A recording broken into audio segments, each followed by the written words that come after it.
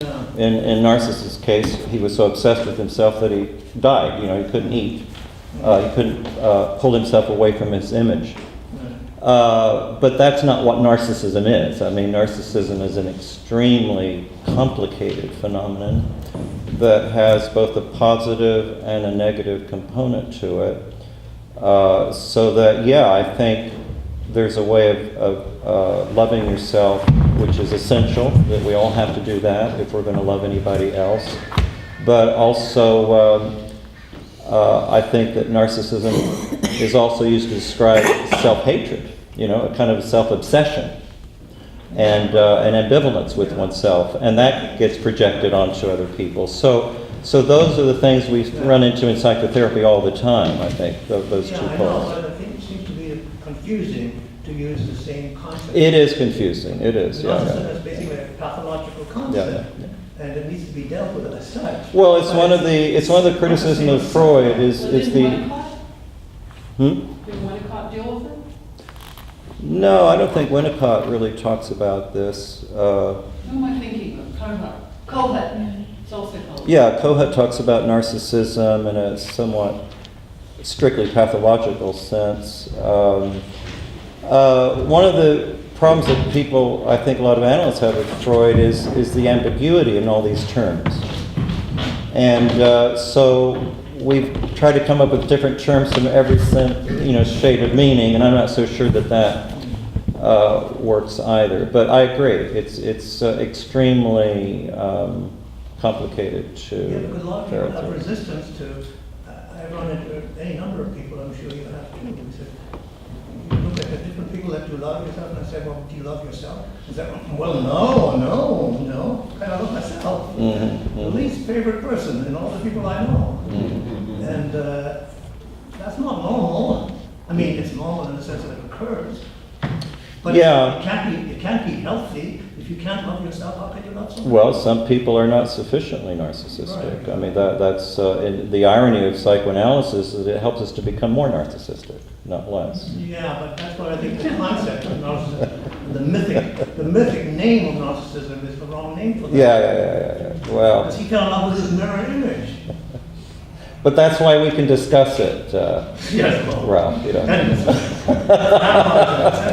Well, And I kind of, on the inside, I feel like I need to love myself more and be more narcissistic, but I keep getting from other people that I already love myself too much, I need to be less narcissistic. Anyway, that's a whole other conversation. There's also the whole question of pathology, because in my talk Thursday, I'm going to talk about non-duality and ecology, and how I think that in essence, the idea of pathology is a projection from the contingency of what we are as humans onto nature, but that actually from an evolutionary standpoint, there is no pathology, and therefore we should embrace that. But I won't get into that right now. My question is more about sexuality, and you sort of said that in heterosexuality, there's attachment to the opposite gender, and then in homosexuality, there's an identification with the opposite gender and an attachment to the same gender. mm, And I'm curious because I've always, I grew up being attracted to both men and women, and I identified as bisexual. And then I fell in love with a trans man. And I realized, wait a second, does that make me trisexual? Yes. And then I started to get really interested in this idea of the collapse of the binaries and the way in which gender and queer studies is really questioning this duality, which seems to be imprinted from male-female parenting, but actually what gender and queer studies is suggesting that actually isn't true, that the binary is not a natural, ahistorical thing, and that actually sexuality is more fluid or something. I was wondering if you could maybe say a little bit about that. well, I think there's two things going on with erotic love, whether it's straight or gay or bi or what have you, that there's always the identification. The ego ideal, you identify with the person that you love, you kind of become that person, you then project that onto others. That's all the identification part of it, which operates in both straight or gay love. And then you have the narcissistic component, which is the self-love. And And they both commingle. You have elements of each in any phenomena, I think, of loving.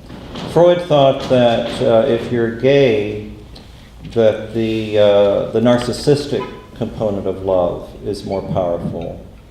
And if you're straight, that the incestuous part is more powerful.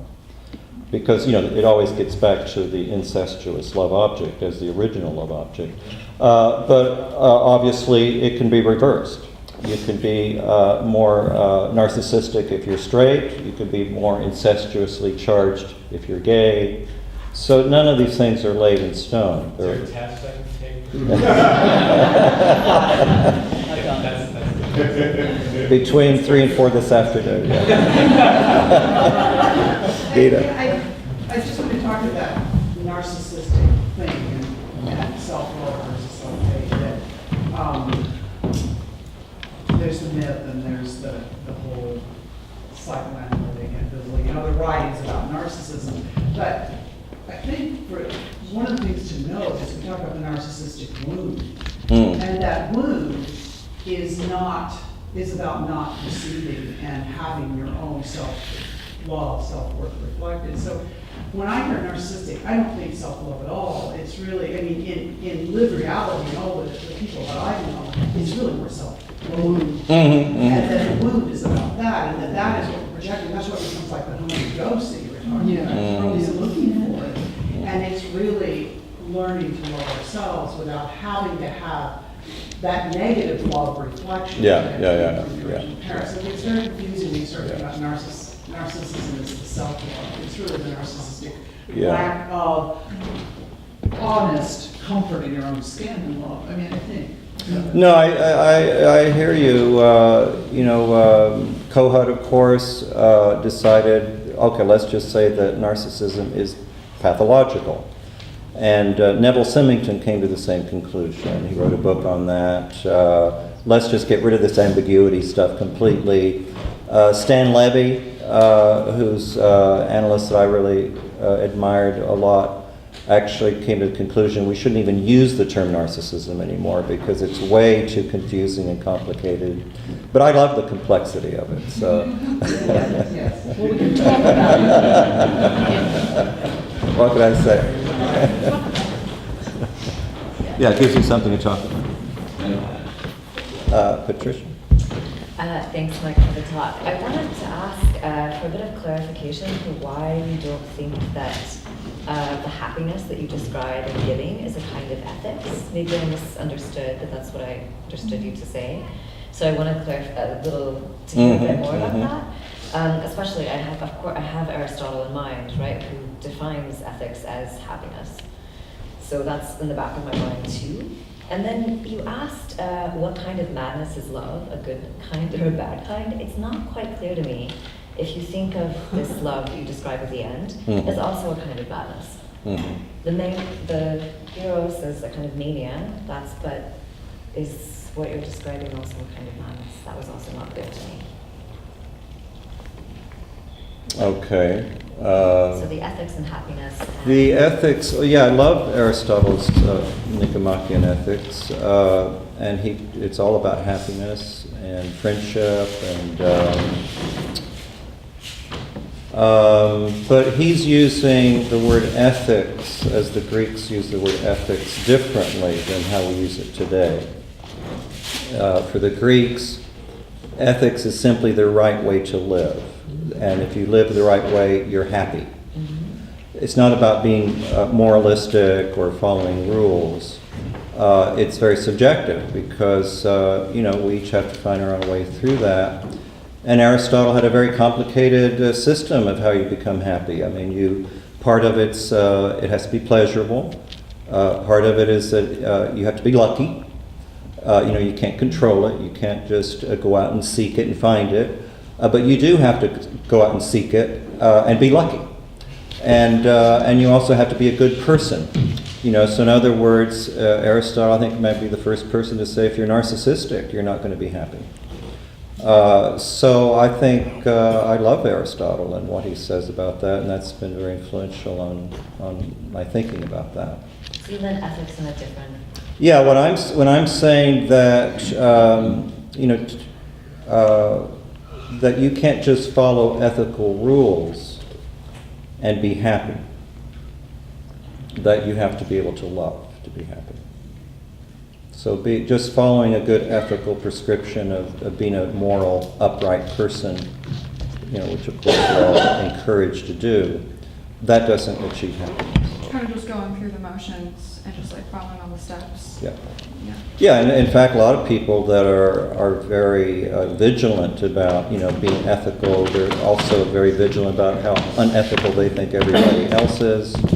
And really, it's hate that's driving their ethics, because it's just a device to put other people down and feel better than other people. And you see that in religion, don't you? You have to embody the virtues in Aristotle. Yeah, and what was the greatest virtue for the Greeks? Courage, Exactly. open-heartedness. Yeah. Michael? Just a quick comment. We all know that Jung broke from Freud because he felt like the Freudian model didn't account for some of the altered realities that were talking about as being